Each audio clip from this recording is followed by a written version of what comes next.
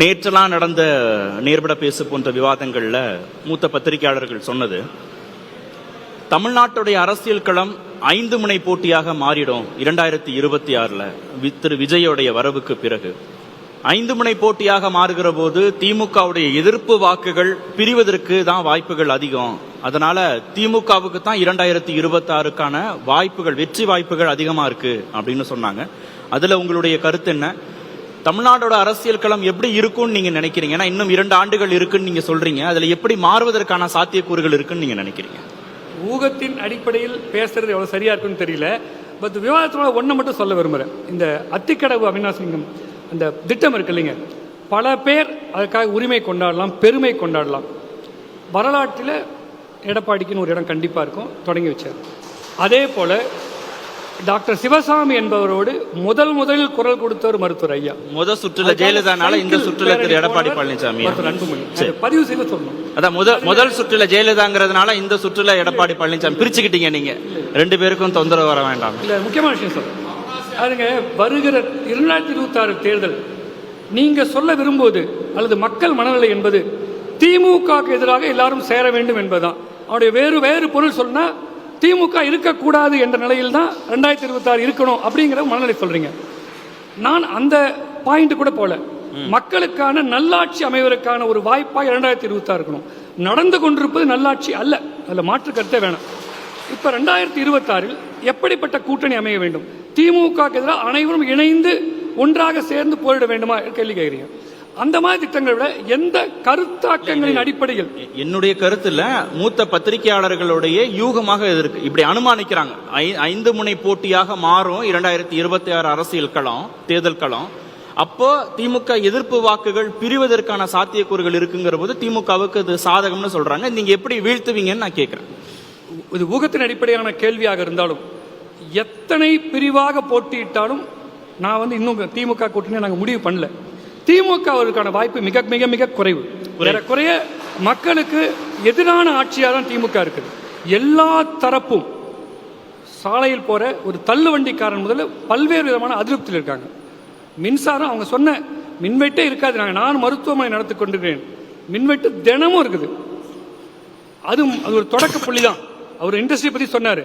தோழர் நான் சொன்ன மாதிரி கூட்டணியை மறந்து விட்டு தென்னை தொழில் பாதிப்பை அவர் உணர்வுபூர்வமாக தான் பார்க்கணும்.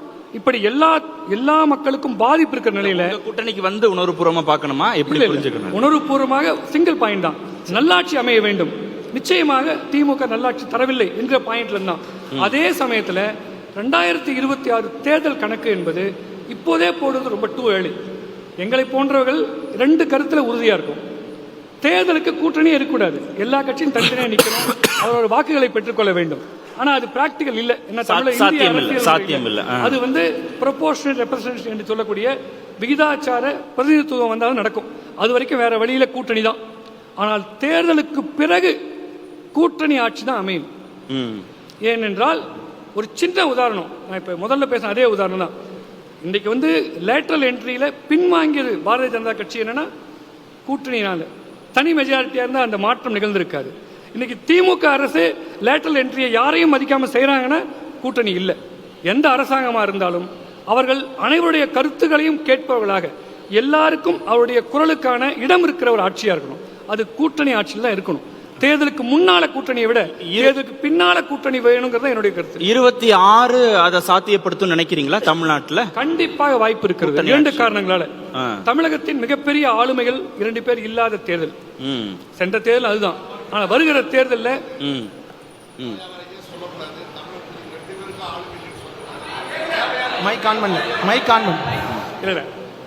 அளவுக்கு அனுபவமும் ஆற்றலும் சிறு வயதிலிருந்து எடப்பாடியாருக்கு நிறைய இருக்கு. முழுமையான தனித்துவமான ஆட்சி எடப்பாடியார் 2026 கண்டிப்பாக அவர் முடிச்சிருக்காரு. அவருடைய நம்பிக்கை, அவருடைய கொள்கை, தலைவருக்காக அவர் கொடுக்கிற குரல், அது அவருடைய கடமையும் கூட. அதை பற்றி ஆனா எதுவாக இருந்தாலும் தமிழகம் மிகப்பெரிய ஆளுமை இல்லாத ஒரு தேர்தல் களமாகத்தான், அரசியல் களமாகத்தான் தமிழ்நாட்டை பார்க்கறாங்க. அது பல்வேறு விதமா இருக்குது. இன்னைக்கு எதிர்கட்சி குரல் கூட மிக வலிமையாக இல்லாத போல ஒரு தோற்றம் இருக்குது. அதற்காகத்தான் பல்வேறு சாதாரண குரல் பெரிய குரலா தெரியுது, எதிர்கட்சி குரல் வலிமையா இல்லைங்கிற எண்ணம் இருக்குது. அந்த சூழலில் பார்க்கும்போது 2026 தேர்தல் நெருக்கடியான தேர்தலாக இருக்கும்.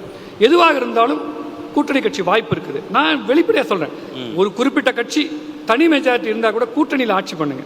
ஏன்னா அதுதான் வந்து மக்களுடைய உண்மையான மக்களாட்சிக்கான ஒரு நியாயமா இருக்கும்.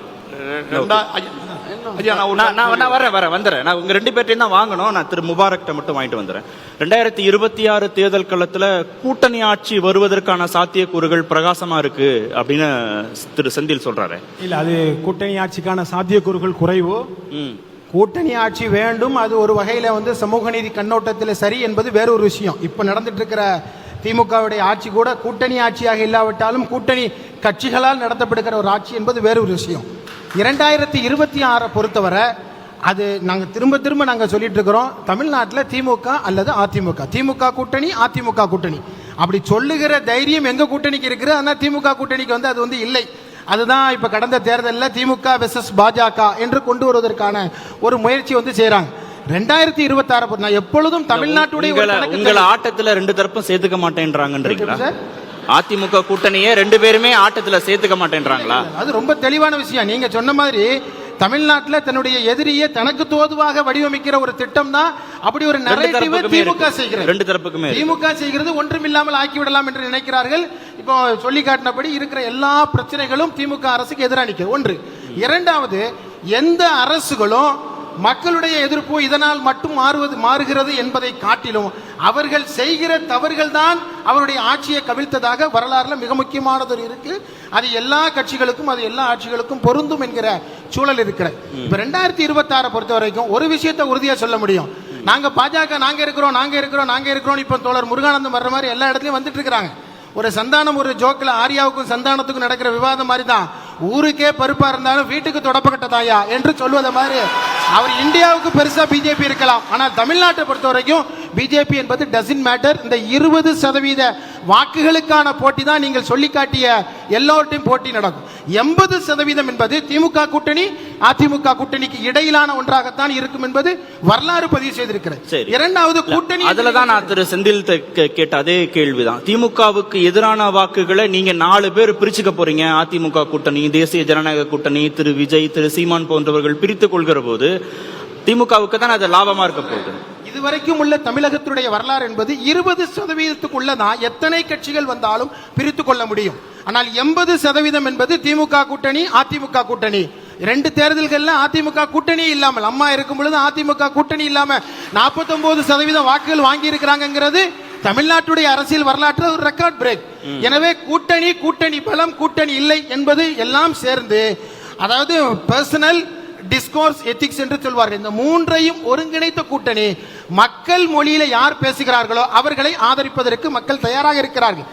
எனக்கு முன்னால பேசின அண்ணன் ஜெயராமன் சொல்லி காட்டின மாதிரி தான் தமிழ்நாட்டில் எல்லோரும் போராடி கொண்டிருக்கிறார்கள். அவர்கள் எல்லோருக்கும் தெல்ல தெளிவாக தெரிகிறது, பாஜக திமுக இரண்டும் இப்பொழுது கூட்டணிக்கான அந்த முகாந்திரங்களை நோக்கி அவர்கள் சென்று விட்டார்கள் என்பது தெளிவா இருக்கிறது. அண்ணன் சொன்னாரு, அத்திக்கடவு திட்டத்தை பத்தி பேசுறதுக்கு பாஜகவிற்கு வந்து தகுதி இல்லை என்று சொன்னார். அத்திக்கடவு திட்டத்தை மட்டும் இல்ல, தமிழ்நாட்டை பத்தி பேசுவதற்கே பாஜகவிற்கு தகுதி இல்லை. தமிழ்நாடு வேப்பங்காயாக கசக்கிற ஒரு சூழல். மக்கள்